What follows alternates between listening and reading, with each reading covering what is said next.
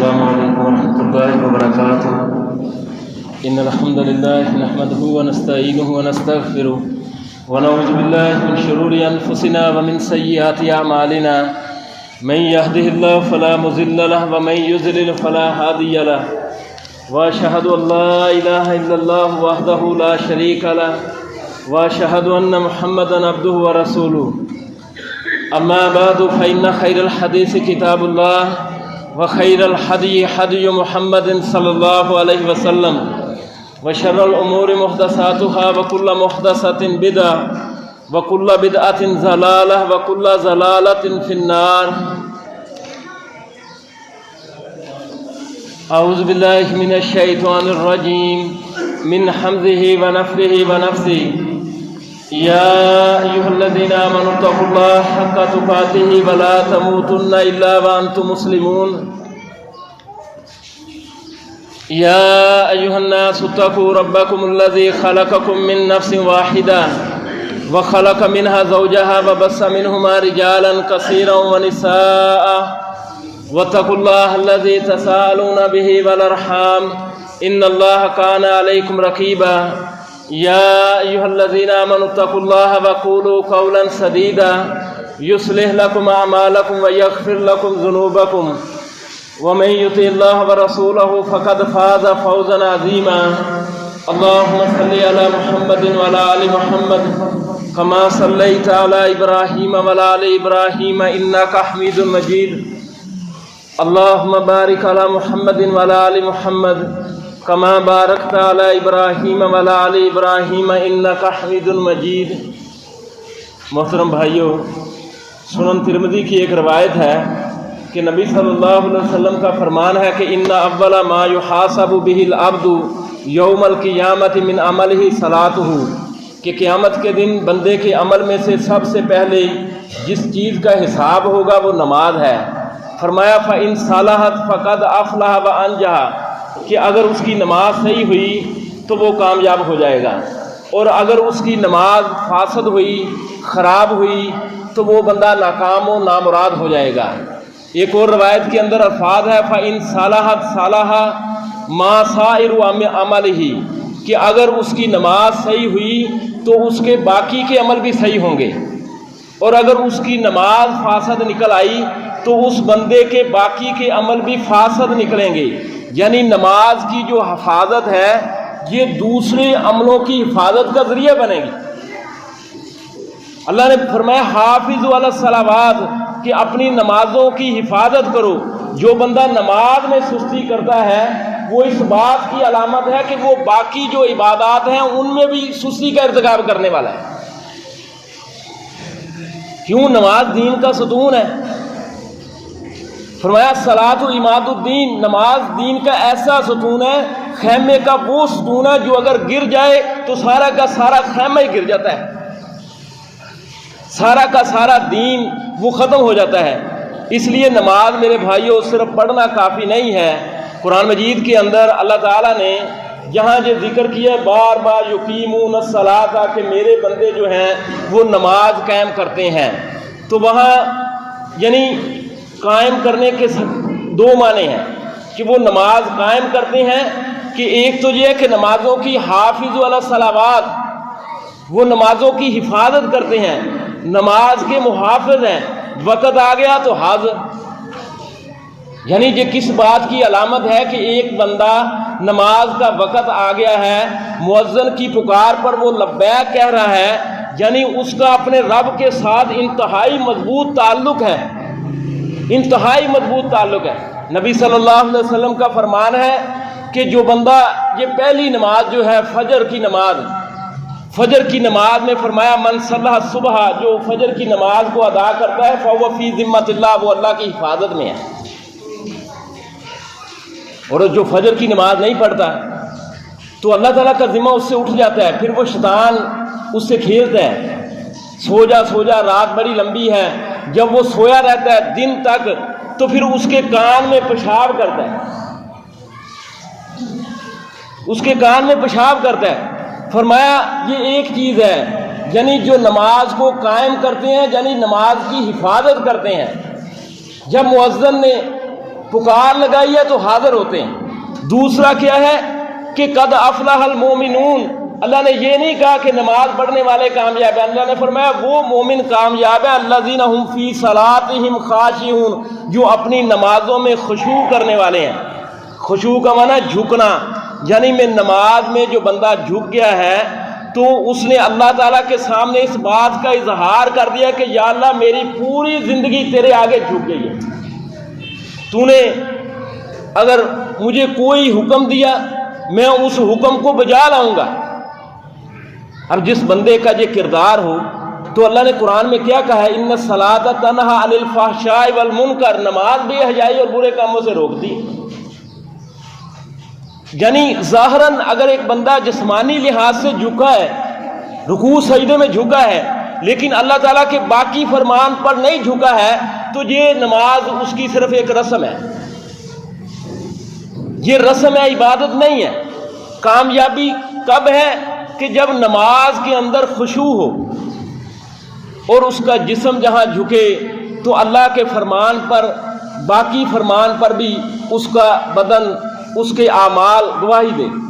ورنہ اللہ تعالیٰ نے قرآن مجید کے اندر کیا فرمایا ہے، فویل للمصلین، ان نمازیوں کے لیے ہلاکت ہے، الذین هم عن صلاتہم ساہون، جو اپنی نمازوں سے غافل ہے، نمازوں سے غافل ہے۔ ہم یراؤن، اور وہ جو ریاکاری کرتے ہیں، ریاکاری کا تو ہمیں پتہ ہے کہ یعنی دکھاوا کرتے ہیں۔ واستعینوا بالصبر والصلاۃ، نماز اور صبر سے مدد طلب کرو، فرمایا نماز اور صبر سے مدد طلب کرو۔ وَإِنَّهَا لَكَبِيرَةٌ، یہ نماز جو ہے یہ بہت بھاری ہے، اللہ فرما رہا ہے نماز بہت بھاری ہے۔ إِلَّا عَلَى الْخَاشِعِينَ، مگر وہ جو خشوع کرنے والے ہیں، عاجزی کرنے والے ہیں، ان کے لیے نماز بھاری نہیں۔ جہنمی جہنم میں چلے جائیں گے تو وہ جنتی ان سے پوچھیں گے ما سلککم فی سقر، کہ تمہیں جہنم میں کون سی چیز لے آئی؟ وہ کہیں گے لم نکو من المصلین۔ ایک معنی تو یہ ہے کہ ہم نماز نہیں پڑھتے تھے، دوسرا معنی یہ ہے کہ ہم نمازیوں میں سے نہیں تھے۔ لم نکو من المصلین، ہم نمازیوں میں نہیں سے تھے، نماز پڑھتے تھے، ریاکاری کرتے تھے، لوگوں کو دکھاتے تھے، تو ہمارا شمار نمازیوں میں ہوا ہی نہیں۔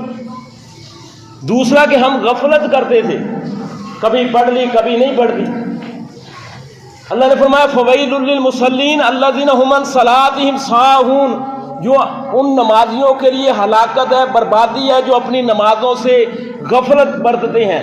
غفلت کے اندر میرے بھائیوں بہت سی چیزیں ہیں، آج کے اس جمعے کے اندر میں وہ چیزیں بیان کروں گا کہ اس غفلت کا تعلق ہمارے لباس کے ساتھ بھی ہے، ہمارے بدن کے ساتھ بھی ہے، اور نماز کی جگہ کے ساتھ بھی ہے، اور نماز کی جو صفات ہیں، جو طریقہ کار ہے اس سے بھی ہے۔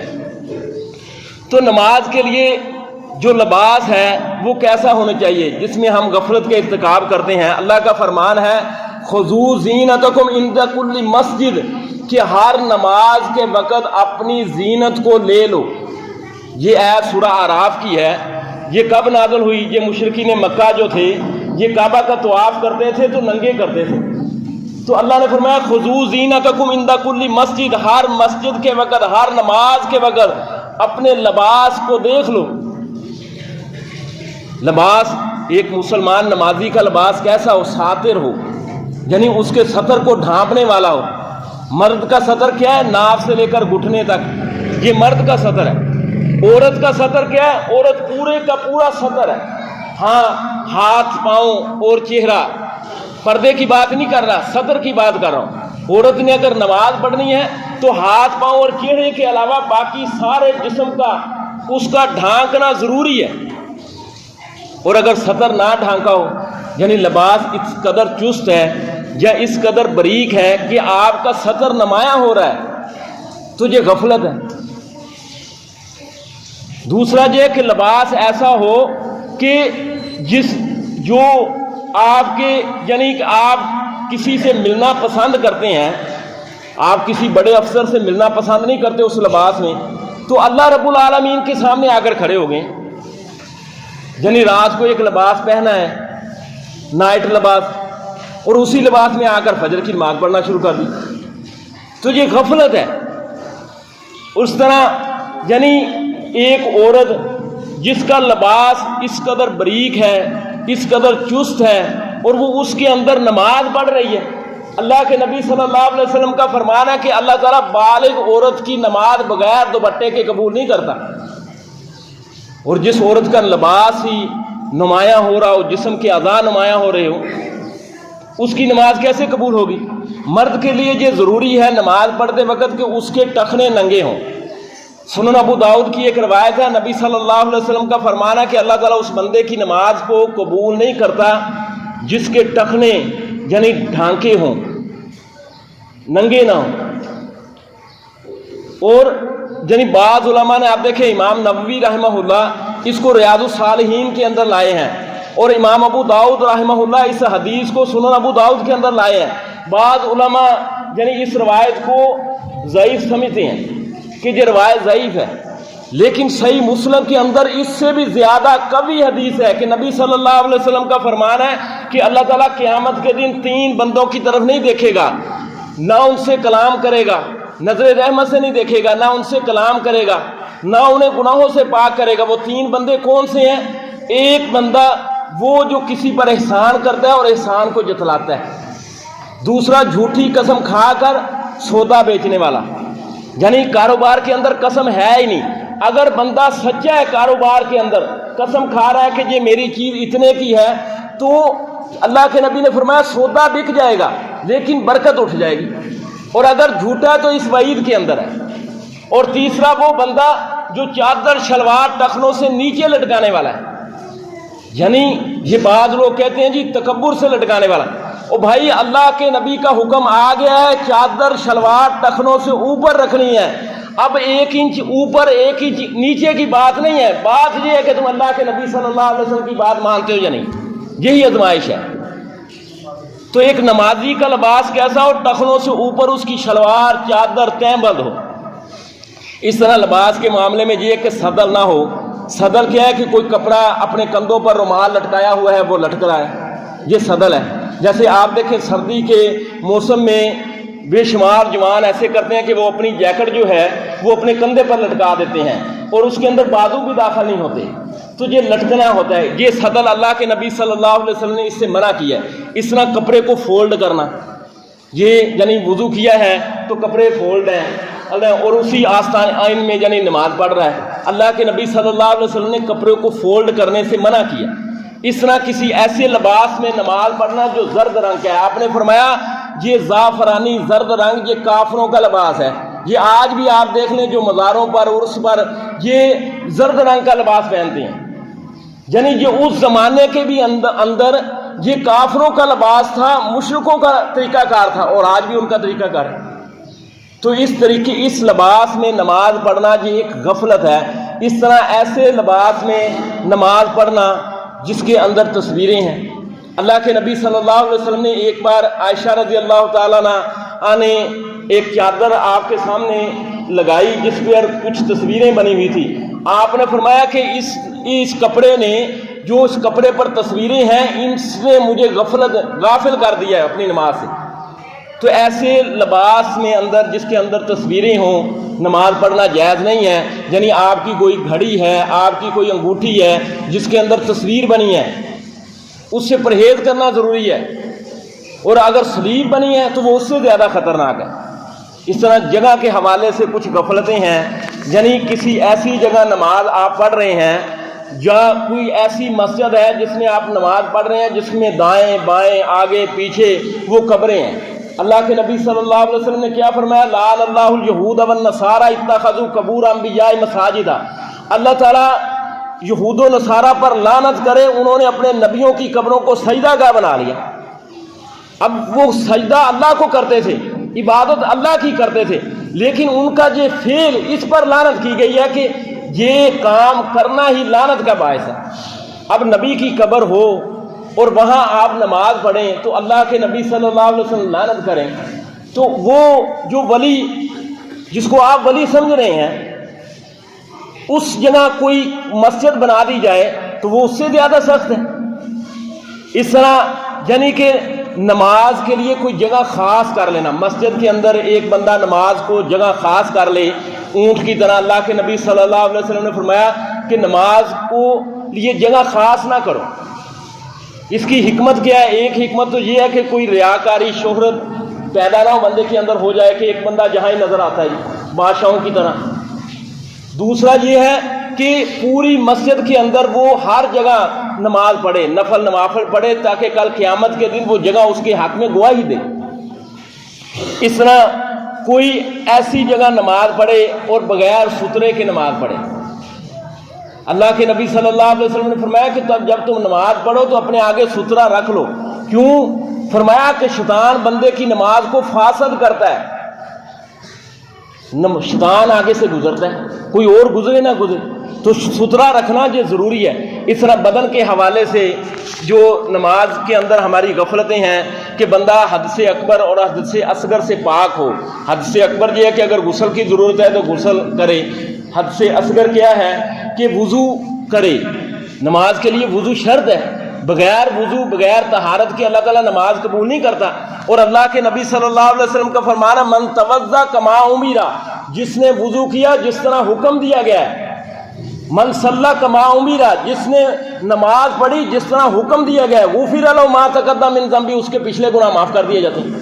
یعنی کس قدر بشارت ہے۔ ایک غزوے کے اندر اللہ کے نبی صلی اللہ علیہ وسلم کے صحابہ نے جلدی جلدی وضو کیا تو کیا دیکھا آپ نے کہ ان کی ایڑیوں پر کچھ سفیدی نظر آ رہی ہے جہاں پانی نہیں پہنچا۔ آپ نے فرمایا ویل للعقاب، ان ایڑیوں کے لیے ہلاکت ہے، بربادی ہے۔ یعنی کس قدر وضو کے لیے ہماری غفلت ہے کہ وضو کو بہترین انداز سے کرنا ہے نا۔ اور اس کے علاوہ نماز جب ہم پڑھتے ہیں تو کچھ غفلتیں ہماری قیام میں ہیں، کچھ غفلتیں رکوع کے اندر ہوتی ہیں، کچھ غفلتیں سجدے میں ہیں۔ قیام کی غفلت کیا ہے؟ ایک تو یہ ہے کہ اللہ کا شکر ہے کہ ہم اہل حدیث کے اندر یہ چیز نہیں پائی جاتی ہے، لیکن بے شمار لوگ اس کا ارتکاب کرتے ہیں کہ زبان سے نیت کرتے ہیں۔ مختلف ممالک کے اندر اپنی اپنی زبان کے اندر نماز کی نیت بنائی ہوئی ہے، حالانکہ نیت کا جو محل ہے وہ دل ہے۔ آپ جہاں یعنی جمعہ پڑھنے آئے ہیں، کوئی فجر کی نماز تو پڑھنے نہیں آئے نا، یعنی دل محل ہے کہ یہ بندہ کس لیے مسجد میں آیا ہے۔ تو اللہ کے نبی صلی اللہ علیہ وسلم کے بارے میں عائشہ رضی اللہ تعالیٰ عنہ فرماتی ہیں کہ اللہ کے نبی صلی اللہ علیہ وسلم تکبیر سے نماز کو شروع کرتے تھے، اللہ اکبر سے، اور سلام سے نماز کا اختتام کرتے تھے۔ تو زبان سے نیت کرنا، اس کو بعض علماء نے بدعت کہا ہے۔ دوسرا یہ ہے کہ زبان کو حرکت نہیں دیتے۔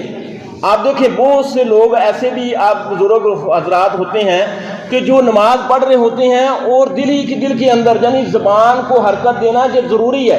اللہ کے نبی صلی اللہ علیہ وسلم کے بارے میں صحابہ کہتے ہیں یحرک شفتیہ، آپ اپنے ہونٹوں کو حرکت دیتے تھے۔ یعنی ایسا نہیں ہے کہ زبان نماز جو ہے یہ افعال کی عبادت تو ہے، رکوع سجدے کی عبادت تو ہے، آپ جھک رہے ہیں، لیکن اذکار اور اقوال کی عبادت نہیں ہے، دعاؤں کی عبادت نہیں۔ نماز تو دعاؤں کی عبادت بھی ہے، اذکار کی عبادت بھی ہے۔ اس طرح تکبیر تحریمہ کے وقت رفع الیدین کرتے وقت یعنی بے شمار ساتھی غلطی کرتے ہیں۔ اللہ کے نبی صلی اللہ علیہ وسلم جو تھے وہ دونوں ہاتھوں کو کندھوں کے برابر اٹھاتے تھے یا اس سے اوپر یعنی کانوں کے اوپری حصے تک اٹھاتے تھے۔ ہمارے یعنی کہ کچھ لوگ تو ایسے ہیں جو کانوں کو ہاتھ لگاتے ہیں، یہ تو اللہ کے نبی صلی اللہ علیہ وسلم سے ملتا ہی نہیں۔ اور کچھ ہمارے اپنے ساتھی ایسے ہیں جو یعنی رفع الیدین کرتے ہیں تو بس ہاتھ کا اشارہ کرتے ہیں، ایسے یعنی ہاتھ کا اشارہ۔ یہ ایک غفلت پائی جاتی ہے ہمارے ہاں، اس سے بچنا چاہیے۔ یعنی اللہ کے نبی صلی اللہ علیہ وسلم کندھوں کے برابر تک ہاتھ اٹھاتے تھے یا کانوں کے اوپری حصے تک ہاتھ اٹھاتے تھے۔ اس کے علاوہ ایک غفلت قیام میں یہ ہے کہ بعض اوقات بندے دعائے استفتاح نہیں پڑھتے اور تعوذ نہیں پڑھتے۔ اللہ تعالیٰ نے قرآن مجید کے اندر کیا ہے فَإِذَا قَرَأْتَ الْقُرْآنَ فَاسْتَعِذْ بِاللَّهِ مِنَ الشَّيْطَانِ الرَّجِيمِ، کہ جب تم قرآن پڑھنے لگو تو شیطان مردود سے پناہ مانگ لیا کرو۔ تو سورہ فاتحہ سے پہلے تعوذ بھی پڑھنا چاہیے، دعائے استفتاح بھی پڑھنی چاہیے اس سے پہلے۔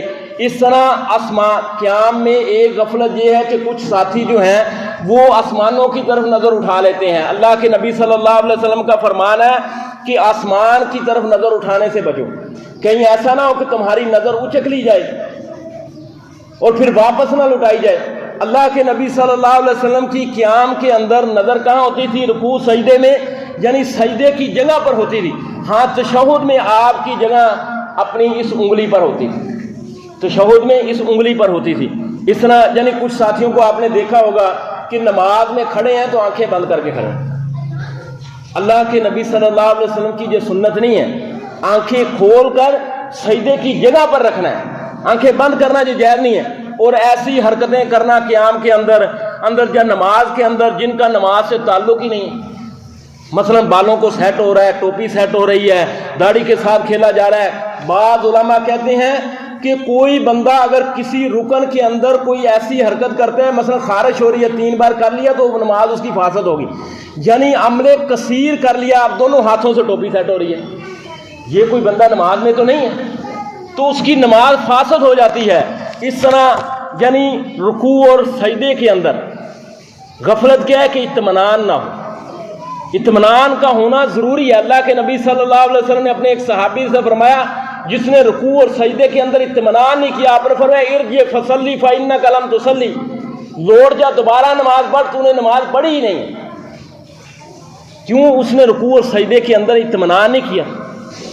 رکوع کے اندر آپ نے فرمایا کہ اللہ تعالیٰ اس بندے کی نماز کو قبول نہیں کرتا جس کی پشت سیدھی نہیں ہوتی۔ رکوع کے اندر اطمینان ہو۔ سجدے میں ہماری غفلتیں آپ دیکھ لیں کہ سجدے میں جا تو کچھ ساتھی سجدہ کرتے ہیں تو اپنے پاؤں کے درمیان فاصلہ رکھتے ہیں، بے شمار لوگ ہیں، حالانکہ اللہ کے نبی صلی اللہ علیہ وسلم سجدہ کرتے تھے تو آپ کے دونوں ایڑیاں ملی ہوتی تھی۔ اور دوسرا یہ ہے کہ سجدے میں کبھی پاؤں ہی اٹھائے ہوتے ہیں، ایک پاؤں دوسرے پر رکھا ہوتا ہے۔ اور اللہ کے نبی صلی اللہ علیہ وسلم کا فرمان ہے کہ مجھے 7 اعضاء پر سجدہ کرنے کا حکم دیا گیا۔ وہ 7 اعضاء کیا ہے؟ یہ ماتھا اور ناک، اس کے اندر ایک بار یہ ایک چیز آپ نے شامل کی ہے، لیکن بعض ساتھی جو ہیں وہ ناک زمین پر لگاتے ہیں، سر نہیں لگاتے، جو سر پر زیادہ زور لے اور لگاتے ہیں تو ناک کو اٹھایا ہوتا ہے۔ فرمایا جی ایک ہڈی ہے، دوسرا 2 ہاتھ ہیں، 2 گھٹنے ہیں، 2 پاؤں ہیں، ان 7 اعضاء پر مجھے سجدہ کرنے کا حکم دیا گیا۔ سجدے میں اعتدال ہو، اور سجدے میں یعنی اللہ کے نبی صلی اللہ علیہ وسلم کا فرمانا ہے کہ اپنے جو ہاتھ ہیں وہ کتے کی طرح بچھائے نہ ہوں، یعنی یہ کونیاں بھی زمین پر لگائی ہوئی ہیں، یہ جائز نہیں ہے۔ رانوں سے فاصلہ ہو، 2 سجدوں کے درمیان بے شمار لوگ ہیں 2 سجدوں کے درمیان دعائیں نہیں پڑھتے ہیں، ربی غفر لی ربی غفر لی، چھوٹی سی دعا ہے، صحیح حدیث کے اندر آتی ہے۔ یعنی ایک بندہ رکوع تو لمبا کرتا ہے، سجدہ بھی لمبا کرتا ہے، لیکن 2 سجدوں کے درمیان وقفے کو لمبا نہیں کرتا ہے۔ اور بے شمار لوگ ہیں 2 سجدوں کے درمیان وقفے کو لمبا نہیں کرتے ہیں۔ صحابہ کہتے ہیں کہ اللہ کے نبی صلی اللہ علیہ وسلم 2 سجدوں کے درمیان اس قدر وقفہ دیتے تھے کہ ہمیں گمان ہونے لگ جاتا تھا کہ آپ بھول گئے، آپ دوسرے سجدے کو بھول گئے۔ تو 2 سجدوں کے درمیان دعاؤں کا اہتمام کرنا چاہیے۔ یہ یعنی کوئی ایسا رکن ہے، کوئی نماز کا کوئی ایسا حصہ ہے جو ہمارے اذکار سے خالی ہے؟ ایک طبقہ ہے وہ 2 سجدوں کے درمیان کوئی دعا پڑھتا ہی نہیں ہے۔ اور کچھ غفلتیں ہیں جو جن کا تعلق جماعت کے ساتھ ہے، یعنی مسجد میں اذان ہو جائے تو اس کے بعد اقامت ہوتی ہے تو اللہ کے نبی صلی اللہ علیہ وسلم کا فرمان ہے کہ مسجد جاتے ہوئے تیز مت چلو، یعنی تیز چل کر آنا۔ آپ نے فرمایا کہ وقار سے آؤ، سکون سے آؤ، وقار سے آؤ، سکون سے آؤ۔ جو نماز پا لو فَأَدْرِكُمُ الصَّلَاةَ، جو تم نماز پا لو اس کو پڑھ لو۔ یہ ہمارے ہاں کیا ہوتا ہے کہ کوئی بندہ اگر مسجد میں آتا ہے تو اگر امام رکوع میں ہے، سجدے میں ہے تو وہ ٹہل رہے ہیں، ٹہل رہے ہیں، یعنی دوسری رکعت شروع ہوگی تو ہم ملیں گے۔ اللہ کے نبی کا کیا حکم ہے کہ جب تم مسجد میں آؤ جو تم نماز پا لو، یہ رکوع میں ملنا، یہ سجدے میں ملنا، یہ آپ کی رکعت شمار تو نہیں ہوگی، لیکن کیا یہ خالی جائے گا؟ اس سجدے کو حقیر نہ سمجھو، کل قیامت کے دن وزن اعمال کے اندر یہ ایک بہت بھاری نیکی ہوگی، یہ ایک سجدہ جسے تو رائے گا سمجھتا۔ یعنی یہ بے شمار ساتھی یعنی وہ ٹہل رہے ہیں تو اللہ کے نبی صلی اللہ علیہ وسلم کا فرمان ہے کہ جو تم پا لو اس کو پڑھ لو۔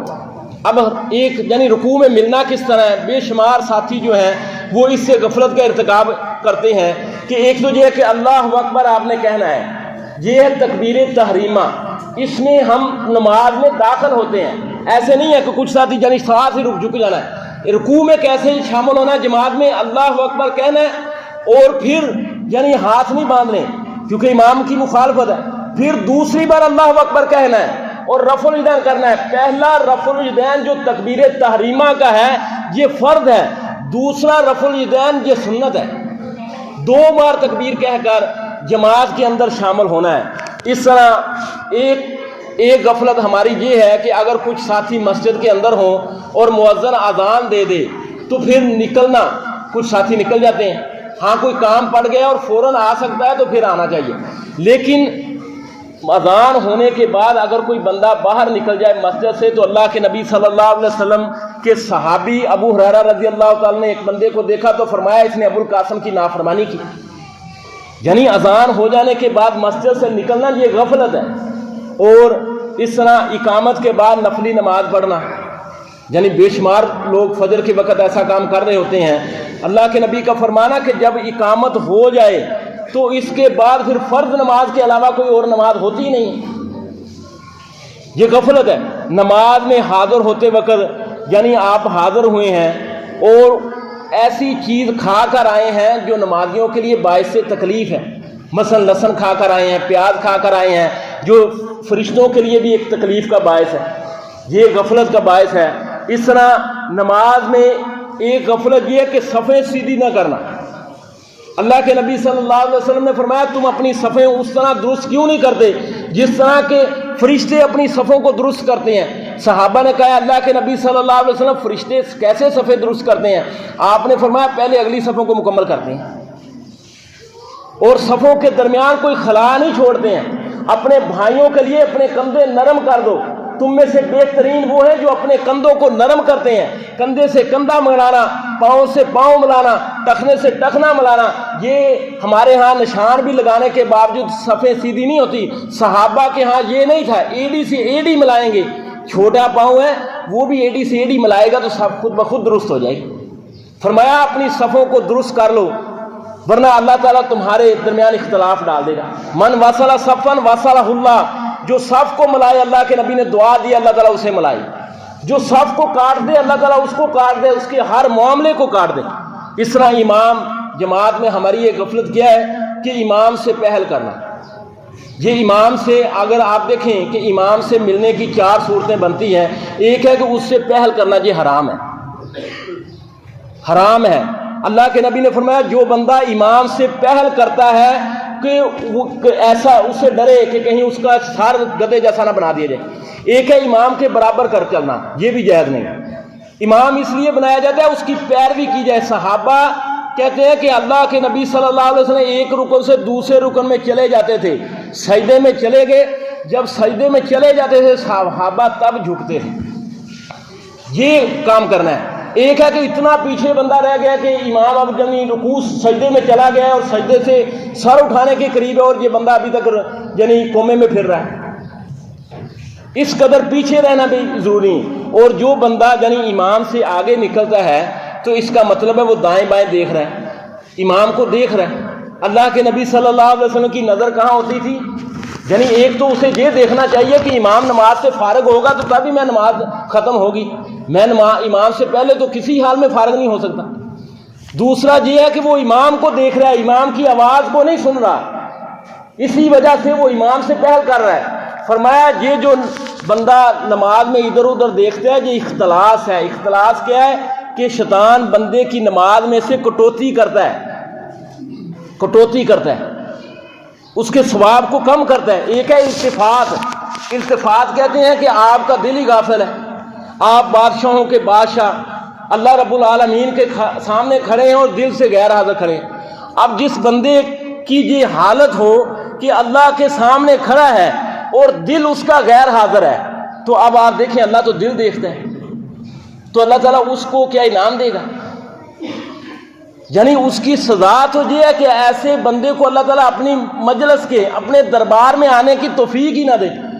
تو میرے بھائیوں اپنی نمازوں کو محفوظ کرنے کے لیے یہ ضروری ہے کہ آپ اپنی ان ضروریات سے فارغ ہو کر آئیں.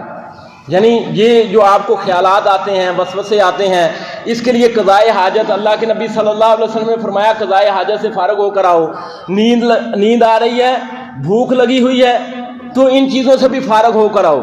اور نمازی کو معلوم ہو کہ وہ اپنے رب سے سرگوشی کر رہا ہے. جب وہ کہتا ہے الحمدللہ رب العالمین، اللہ فرماتا ہے حامدنی عبدی، میرے بندے نے میری تعریف کی.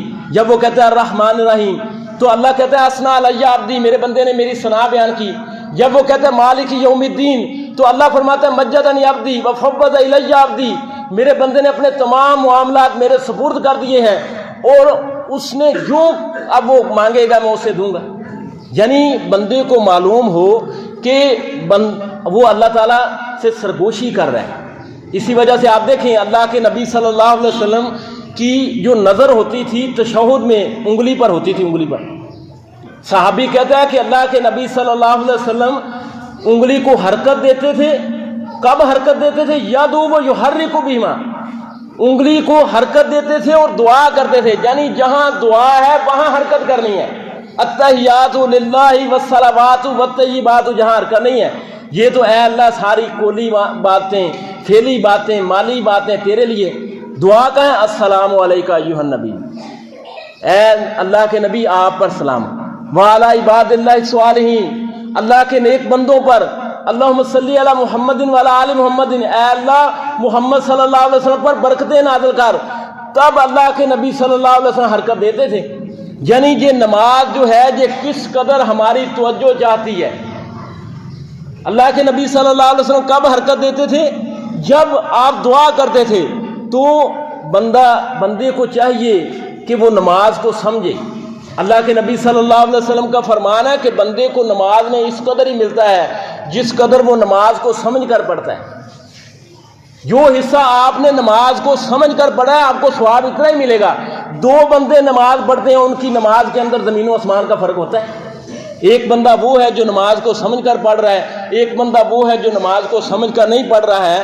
اللہ نے کیا فرمایا؟ یا ایھا الذین آمنوا، اے ایمان والو، لا تقربوا الصلاۃ، نماز کے قریب نہ جاؤ، وانتم سکارا، جب تم نشے کی حالت میں ہو.